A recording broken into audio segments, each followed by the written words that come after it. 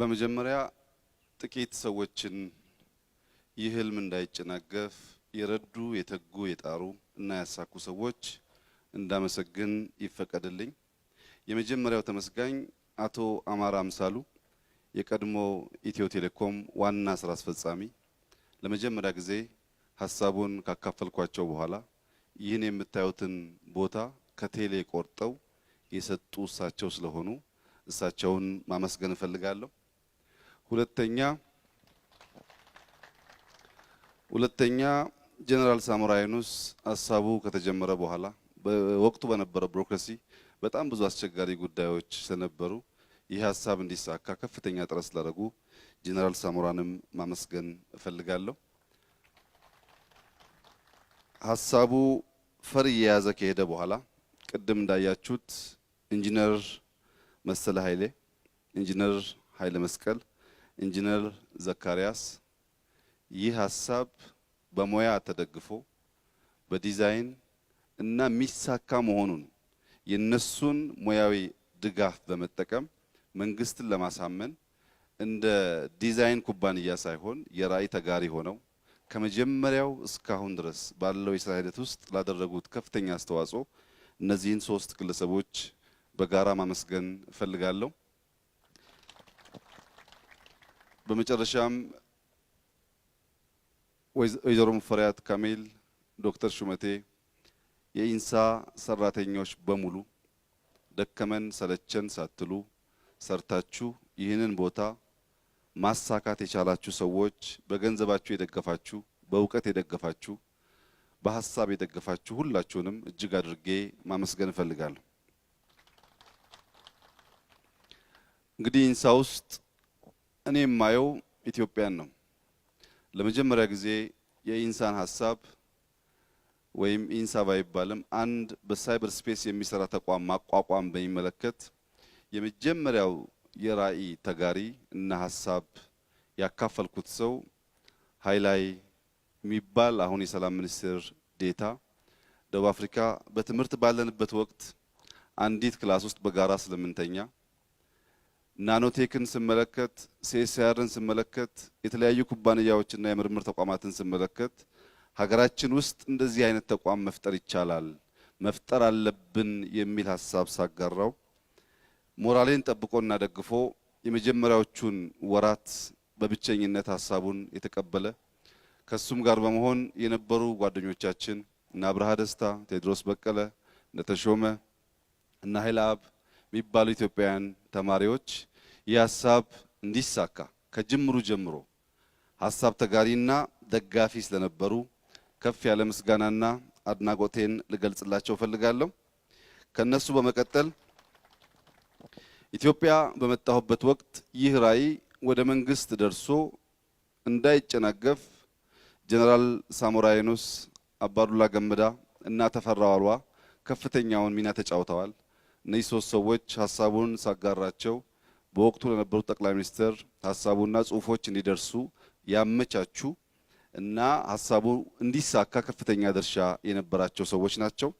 ከነሱ በኋላ በመንግስት ጉዳዩ ተቀባይነት እንዳለው ከገባኝ በኋላ በአንድ ቀን ሐሳቡን ያካፈልኳቸው አሁንም በከፍተኛ አመራር ደረጃ ላይ ያሉ ሲሳይ ቶላ፣ አህመድ አምዛ፣ ከፍያለው ተፈራ፣ ተመስገን ጥሩነህ፣ ቅድም እንዳልኩት ሙላት ተክለ ብርሃን ወልደ አረጋይ እነዚህ የመጀመሪያው ቀን የኢንሳ ሐሳብ በመንግስት ተቀባይነት እንዳገኘና ሊሳካ እንደሚችል ያጋራዋቸው ጓደኞቼ ናቸው። እስከመጨረሻውም ኢንሳ እኔ ባስበውም በሚፈለገው ደረጃ እንዲሳካ ከኔ በላይ ከፍተኛውን ስራ የሰሩ የመጀመሪያ አባላት ናቸው። ለነዚህም ከፍ ያለ ምስጋና ማቅረብ እፈልጋለሁ።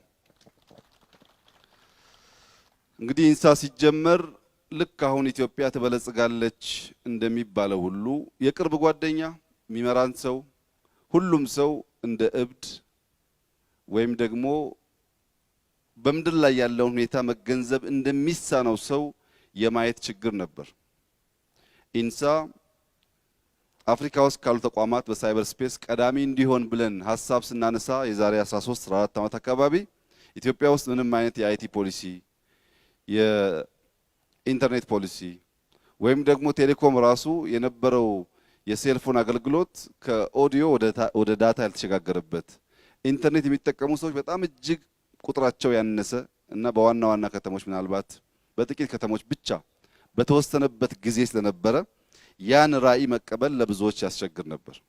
ራዕዩ ተሳክቶ ተቋም ከተፈጠረ በኋላ ልክ አሁን እንደምንለው ከመደመር ውጪ ኢንሳን ማሳካት ስለማይቻል 26 ብሔር ብሔረሰቦች በአባልነት እንዲታቀፉበት ከእያንዳንዱ ብሔር በተቻለ መጠን የተማሩ ሰዎች ካገኘን በአዲስ አበባ ካጣን እስካሉበት መንደር ድረስ በመሄድ ለመሰብሰብ ተሞክሯል። በወቅቱም ማስታውሰው ከኮንሶ አካባቢ አባል መጨመር አለብን፣ ኢመዴ ኢትዮጵያዊ ተቋም መሆን አለበት ብለን ያገኘነው አንድ የኮንሶ አባል አሁን በከፍተኛ አመራርነት እያገለገለ ያለ ግለሰብ ነው። በወቅቱ 26 ብሔር ብሔረሰቦች ያሉበት ተቋም እንዲሆን የተፈለገበት ዋናው ምክንያት ዘመን መሻገር እንዲችል፣ ለትውልድ መሻገር እንዲችል፣ ከመንግስታት ጋር እንዳይጠፋ ከነበረን ፍላጎት የመነጨ ነው። ይሁንና በርከት ብሎ መታየት መብዛት የሚፈልጉ ኃይሎች በኋላ በጥሩ መልኩ ያልተቀበሉትና ይህንንም ጅማሮ ወደ ኋላ ለመመለስ ጥረት ያደረጉበት ሁኔታ ነበር። ራዕዩ ቅድም ለመግለጽ እንደተሞከረው በአፍሪካ ጠንከር ያለ ተቋም መፍጠር፣ ትልቅ ህልም ማለም፣ ያን ለማሳካት ደግሞ መረባረብ ነበር። ህልሙ ትልቅ መሆኑ ብቻ ሳይሆን በብዙዎች በቀላሉ ተቀባይነት የሚያገኝ ባለመሆኑ የነበረው ውጣ ውረድ አሁን ኢትዮጵያ ውስጥ ከምታዩት የሚለይ አይደለም። ሽኩቻው፣ ሐሜቱ፣ መገፋፋቱ በጣም በርካታ ችግሮች ነበሩ። ነገር ግን 2 ዓመት ተኩል ኢንሳ ከቆየ በኋላ በሶስተኛው ዓመት ላይ ሶፍትዌር ለጀርመን እና ለበርካታ አፍሪካ ሀገሮች ሽጠን የውጭ ምንዛሪ ማስገባት ስንጀምር የዛሬ 12 ዓመት አካባቢ የመጀመሪያዎቹን 4 ዩኤቪዎች ሰርተን ዲሞንስትሬት ማድረግ ስንችል ኢትዮጵያ ውስጥ በፋክስ ብቻ የነበረው የገንዘብ ልውውጥ በኢትዮጵያ ንግድ ባንክ አውቶሜት ማድረግ ስንችል በወቅቱ በኢገቨርንመንት አንድ አካል የሆነው ቢፒአርቢኤስ የሚባለውን አሰራር የመንግስትን አሰራር ለማቀላጠፍ አብዛኛውን የመንግስት ቢሮዎች አውቶሜት ስናደርግ በካሜራ ሲስተም አዲስ አበባን ከፊሉን የካሜራ ሲስተም መትከል ስንችል በኤምባሲዎቻችን ኢንክሪፕትድ የሆነ የኮሙኒኬሽን ስርዓት ለመዘርጋት በውጭ ጉዳይ ለመጀመሪያ ጊዜ ሴኩር ኮሙኒኬሽን መፍጠር ስንችል በመከላከያ፣ በቴሌኮም፣ በጠቅላይ ሚኒስትር ቢሮ በርካታ ስራዎች እየተሰሩ ሲሄዱ ትንሽ የማመንና የመደገፍ ዝንባሌ ሲፈጠር ኢንሳ ፌስቡክ በጋራጅ ተጀምሮ ዛሬ እጅግ የከበረ ሀብትና በቢሊዮን የሚቆጠር አባላት ያሉት እንደሆነ ሁሉ ኢንሳም ከመከላከያ በተዋሳቸው በጣም ጥቂት ቦታ ስራ የጀመረ ቢሆንም በኋላ ግን ሰፋ ያለ በሺ የሚቆጠር ሙያተኞች መያዝ የሚችል ህንፃ መገንባት አለብን የሚል ሐሳብ ሲጀመር ይህ አሁን አልቆ እንደምናስመርቀው ቀላል ጉዳይ አልነበረም። አንደኛ መንግስት ወደ ታች G-3 G-4 ገብቶ ፓርኪንግ ማሰራት የሚባል ነገር እንደ እብደት የሚታይበት በሺ የሚቆጠሩ ሙያተኞች ማቀፍ መያዝ የሚችል ማሰራት የሚችል ቦታ ብቻ ሳይሆን ከፍተኛ የዳታ ሴንተር ግንባታ ቦታ ያለው ለታለንትድ ወጣቶች ቦታ የሚያመቻች በኤግዚቢሽን መልክ ለሚገዙት ለሚጎበኙት ሰዎች ሐሳቡን በቀላሉ ማስተላለፍ የሚችል ለመማሪያ የሚሆን ለእንግዶች የሚሆን አርጎ ማሰብ በመንግስት ተቀባይነት ያለው አልነበረም። ሌክዠሪ አላስፈላጊ ተደርጎ የተወሰደ በመሆኑ በጣም ብዙ አታካች አድካሚ ሂደቶችን ከሄድን በኋላ ግንባታው ተፈቅዶ ስራው ተጀምሮ 1 ዓመት ሳይሞላው የበለጡ ችግሮች ኢንሳ ውስጥ እየተፈጠሩ ሲሄዱ ኢንሳን መልቀቅ ግድ ከሆነ በኋላ ቢያንስ በ5፣ 6፣ 7 ዓመት ገደማ በዚህ መንገድ እየነዳው ይህን ህንፃ ለማየት ለማዘን አልፎ አልፎም ለማንባት በጣም የሚያሳዝንና ልብ የሚሰብር ህልም አጨናጋፊ አድርጌ ወሰድኳቸውን እርምጃዎች በከፍተኛ ሐዘን እመለከት ነበር። ዋናው ህንፃው እንዳይሰራ እና እንዳይጠናቀቅ የተደረገው ከበጀት ወይም ከእውቀት እጥረት ሳይሆን ራዕዩ የአብይ ስለሆነ መጠናቀቅ የለበትም ከሚልና ሁለተኛ በቤት ክራይ ደግሞ ከዘመድ አዝማድ በመከራየት በርከት ያለ ገንዘብ ማሸሽ ስለሚቻል ነበር። ባለፉት 10-11 ዓመታት ኢንሳ ለ1 ቢሊየን የቀረበ ገንዘብ ወይም 1 ቢሊዮን ብር ገደማ ለቤት ክራይ አወጥቷል። የዚህ ፕሮጀክት በወቅቱ የነበረው አጠቃላይ በጀት 300 ሚሊዮን ነበር። 1 ቢሊዮን ብር አወጥቶ አሁን ባለቀበት ደረጃ እንኳን ቢታይ 50% የፕሮጀክቱን ዋጋ ለክራይ አውጥቷል። ለክራይ ለማውጣት በነበረው ፍላጎት ስራው እንዲጓተት የተደረገ ቢሆንም ዛሬ አልቆ ሲመረቅ ለማየት በመቻሌ ከፍተኛ ደስታ እና ክብር የተሰማኝ ብቻ ሳይሆን ልክ እንደ ኢንሳው ትልቅ ህልም በመሆኑ ትላልቅ ቻሌንጆች የገጠሙት ቢሆንም ልክ እንደ ኢንሳው የኢትዮጵያ ብልጽግና ሆኖ ነው ኢትዮጵያ ላቅ ያለችና ለአፍሪካ ተምሳሌት ሆና በጋራ የምናይበት ጊዜ እንደሚመጣ ሙሉ እምነት ሙሉ ተስፋ የይሆናል ሌቭሉም ከፍ ያለ ሆኖ እንዳይ ስላደረገኝ ልክ እንደ ኢንሳ ኢትዮጵያ በልጽጋ አንድ ቀን በጋራ የምናይበትና ይህንን ቀን የምናስታውስበት ቀን ሩቅ እንደማይሆን ያለኝን ተስፋና እምነት ልገልጽላችሁ ፈልጋለሁ።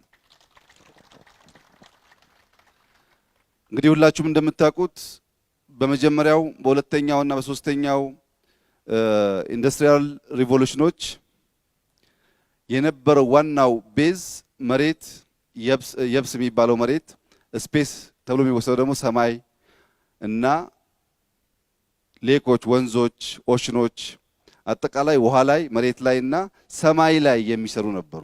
አውሮፕላን ሰማይ ላይ ይበራል፣ መኪና መሬት ላይ ይሄዳል፣ የእርሻ መሳሪያዎች በመሬት ላይ ይሰራሉ። አብዛኛው ነገር ከሶስቱ የተፈጥሮ ስፔሶች የዘለለ አልነበረም። የሳይበር ስፔስ የምንለው እስካሁን ከነበሩ ሪቮሉሽኖች የሚለየው ፎርዝ ኢንዱስትሪያል ሪቮሉሽን የሚባለው ዋናው ልዩነት የራሱ ስፔስ መፍጠሩ ነው። የፈጠረው ስፔስ ምድር ሰማይና ውሃ ላይ ያልተወሰነ ግን በክላውድ ሲስተም ሰዎችን በርቀት የሚያገናኝ ሁሉንም የህይወት ነገሮች የሚነካ እስካሁን ከተሰሩት ነገሮች ሁሉ የላቀ እና በአጠረ ጊዜ ውስጥም ከፍተኛ ሀብት የፈጠረ ነው። የሳይበር ስፔስ በጥቅሉ በአሁኑ ጊዜ በዓለም ላይ ካለው አጠቃላይ ህዝብ ከ50% በላይ ይጠቀምበታል። ከአንድ ዓመት ከሁለት ዓመት በኋላ 65% ገደማ እንደሚደርስ ይገመታል። አሁን ባለው ሁኔታ በዓለም ላይ ካለው ሀብት 1/4ኛው የሚዘዋወረው በዚህኛው ኢንዱስትሪ ነው። ከተፈጠረ በጣም ጥቂት ጊዜ የሆነው ቢሆንም አብዛኛውን ሀብት የያዘው ይህ የሳይበር ስፔስ የሚባለው ወይም አይቲን ጨምሮ አጠቃላይ በዚህ ዙሪያ ያሉ እንቅስቃሴዎች ናቸው። ዓለም ላይ ካሉ 10 ትላልቅ ኩባንያዎች 7 ወይ 8ቱ በዚህ በአይቲ ላይ የሚንቀሳቀሱ ናቸው። ዓለም ላይ ካሉ 10 ትላልቅ ሀብታሞች ቢያንስ 6ቱ በዚህ አውድ ውስጥ የሚሰሩ ናቸው። ለመጀመሪያ ጊዜ የዓለም ሀብት የመጀመሪያውን ትሪሊየን ሲሻገርም የተሻገረው አማዞን የዚህ ስፔስ ተጠቃሚ ነው።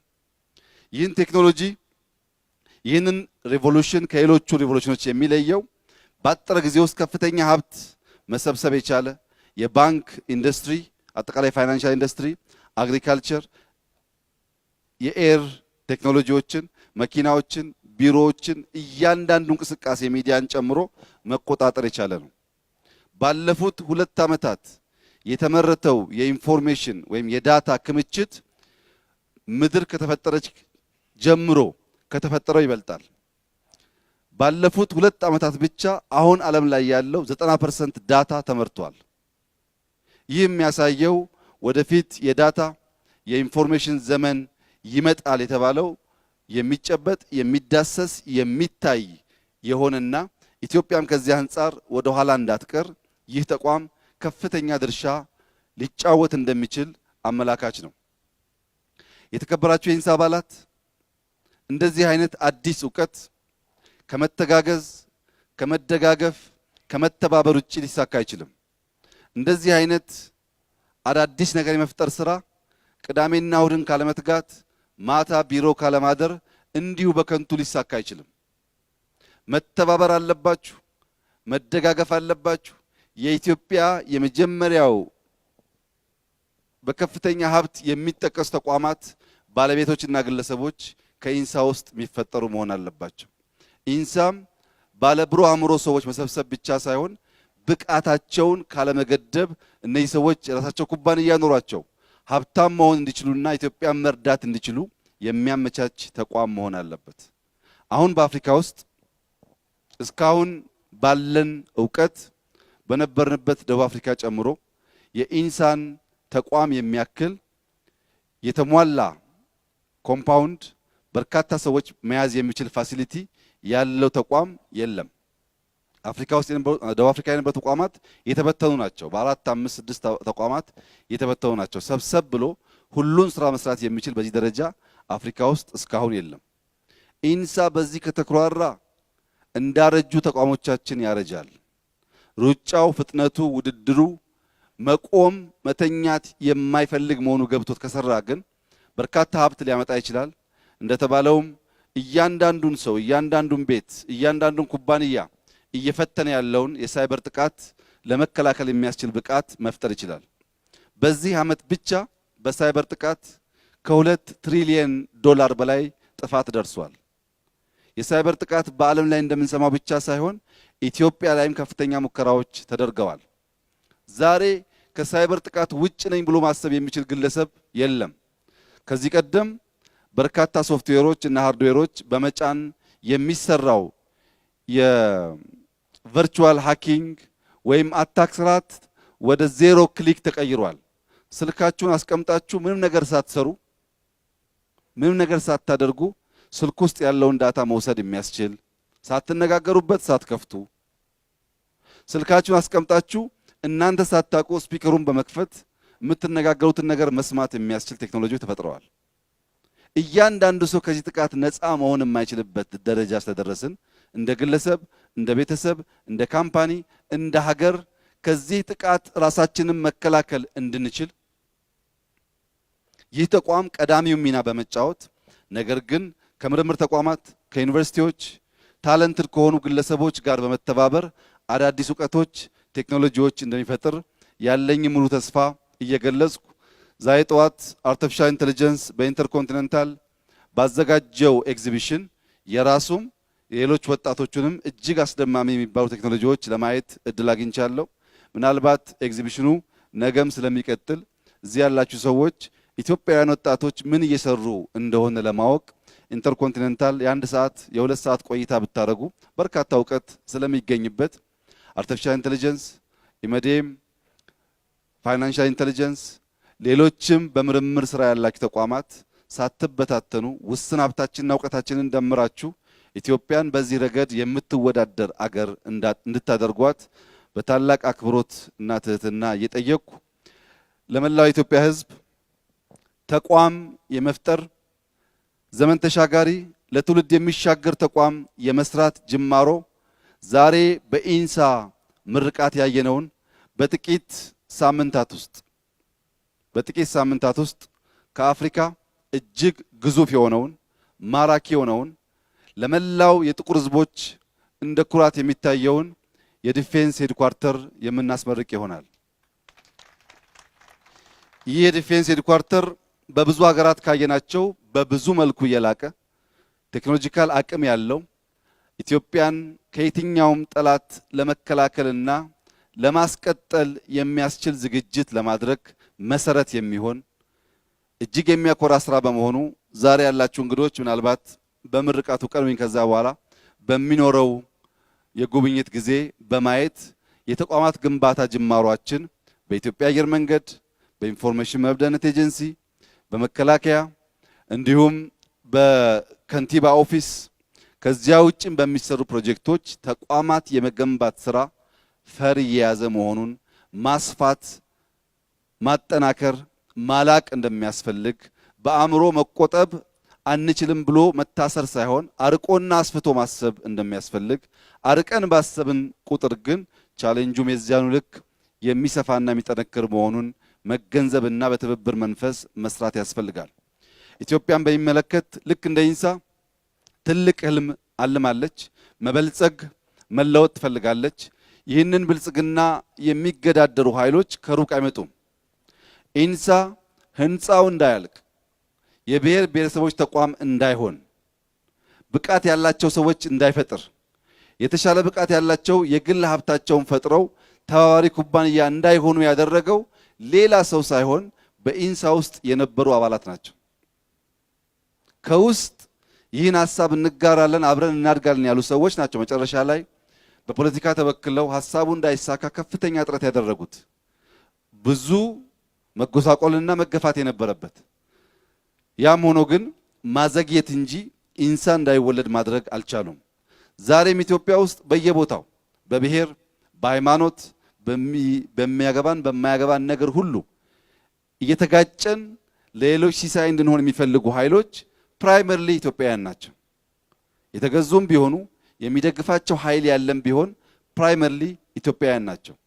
ለመላው የኢትዮጵያ ሕዝብ ማስተላለፍ የምፈልገው ነገር ኢትዮጵያ ትበለጽጋለች።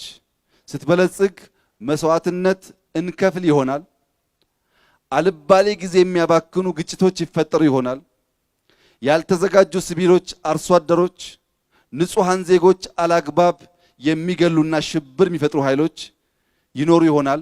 እነዚህን ሁሉ አሸንፈን የኢትዮጵያን የግዛት አንድነትና ብልጽግና ግን እናረጋግጣለን።